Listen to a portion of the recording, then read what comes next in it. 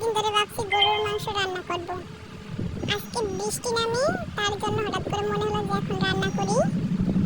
আজকে গরুর মাংসটা হবে খুবই স্পেশাল। প্রথমে গরুর মাংস ঢেলে নিলাম, তারপর কিছু পেঁয়াজ কুচি দিয়ে দিলাম। এখন দিলাম হলুদের গুঁড়া, মরিচের গুঁড়া, তারপরে দিয়ে দিলাম লবণ।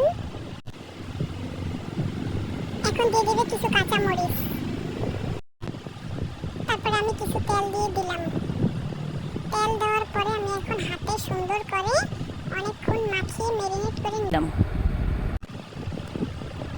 মাখানোর পর একটু রেস্টে দিয়ে দিলাম আদা বাটা, পেঁয়াজ বাটা, তারপর আবার একটু মেখে নিলাম। মেখে নিয়ে অনেকক্ষণ রেখে দিলাম। তারপর দিয়ে দিলাম গরম পানি। গরম পানি দেওয়ার পরে চুলায় আমি বসিয়ে দিলাম প্রেসার কুকারে।